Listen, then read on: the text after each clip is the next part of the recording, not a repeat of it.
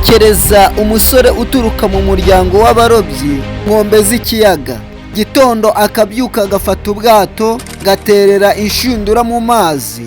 Nta muntu n'umwe wari gutekereza yuko uwo musore yahinduka imwe mu ntumwa za Yesu kandi zikomeye, kandi akaba intumwa ya mbere yapfiriye ukwizera kwe. Umusore ni James the Great, Yakobo mwene Zebedayo. Katwinjire mu mateka ye, uko yabayeho, ibyamuranze, ibyo yakundaga ndetse n'ibindi. Muri kumwe na Porofete Gildas. Ikaze. Bibiliya ntabwo ivuga byinshi ku bwana bwa Yakobo. Icyo tuzi ni uko yavukiye Galilaya, hafi y'ikiyaga cya Galilaya. Se yari Zebedayo, umurobyi wari ufite ubwato ndetse n'abakozi bamufasha kuroba. Nyina yitwaga Salome. Umuryango we wari wifashije, ntago wari ukennye.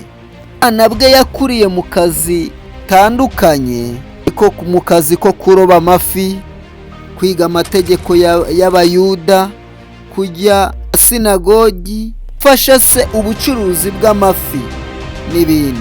Mbere yo kuba intumwa, akazi gakomeye Yakobo yakoraga ni uburobyi.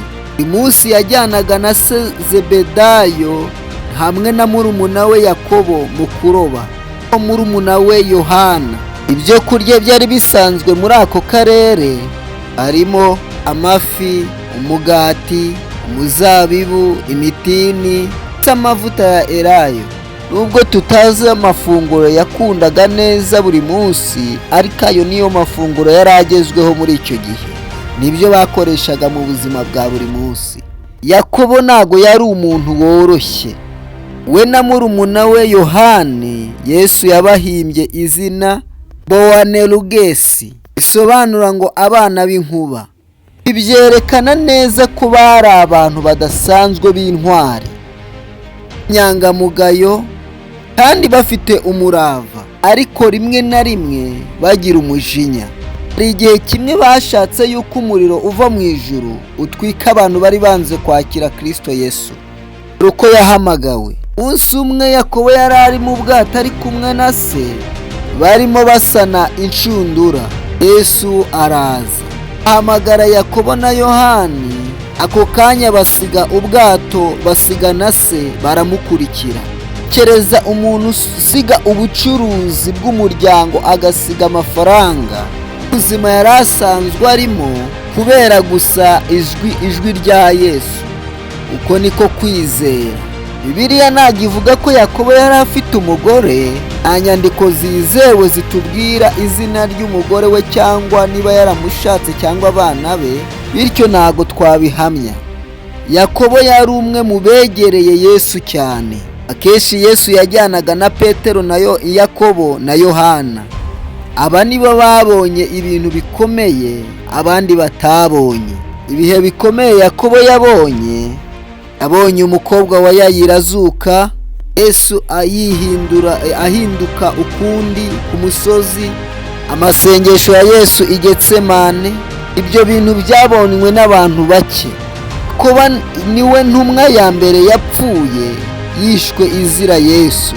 Yishwe n'umwami Herode. Yatemwe umutwe n'inkota ahagana mu mwaka wa 44. Ntabwo yatinye urupfu. Yapfuye azira ibyo yahamyaga. Bibiliya ntabwo ivuga neza umwaka yavukiyeho. Abashakashatsi bavuga ko yapfuye afite imyaka iri hagati ya 40 ndetse na 50. Icyo wamwigiraho. Yakobo atwigisha ibintu 5 bikomeye. Mbere, kumvira vuba. Akurikira Yesu nta gutinda. Icya kabiri, guhinduka. Ari umwana w'inkuba, ariko aza guhinduka umwigisha wuje urukundo. Icya gatatu ni ubutwari. Yatinye kuvuga ukuri. Icya kane, ubudahemuka. Yakomeje gukorera Yesu kugeza ku gupfa kwe. Icya gatanu ni ukwitanga. Yatanze ubuzima bwe kubera ibyo yizeraga. Hari abantu benshi bamenyekanye kubera ubutunzi bwabo, bandi bamenyekana kubera ubutegetsi, ariko Yakobo mwene Zebedayo yamenyekanye kubera ikirenze ibyo byose. Yumvishe umuhamagaro wa Yesu arawemera, arawukurikira kugeza ku munota wa nyuma w'ubuzima bwe. Hano bivuga ngo ubwato buguma ku nkombe buratekanye, ariko si cyo bwubakiwe. Yakobo yasize ubwato akurikira Yesu, maze izina rye rikomeza kuvugwa nyuma y'imyaka myinshi, na n'ubu riracyavugwa kandi rizaguma rivugwe. Ese iyo Yesu aza kuguhamagara uyu munsi, ni iki wasiga kugira ngo umukurikire? Mbese ko Yesu yaguhamagaye hari icyo wasize uramukurikira? Ni iki wasize? Ni iki witeguye gusiga? Reka nkubwire ngo gukurikira umuhamagaro wawe byo biguhesha kugera ku butwari bwawe. Imana ikumpera umugisha kandi Imana ikomeze kukurinda. Kora subscribe kandi usharinge iyi video kugira ngo benshi bagerweho n'ubutumwa bwiza. Imana iduhane umugisha.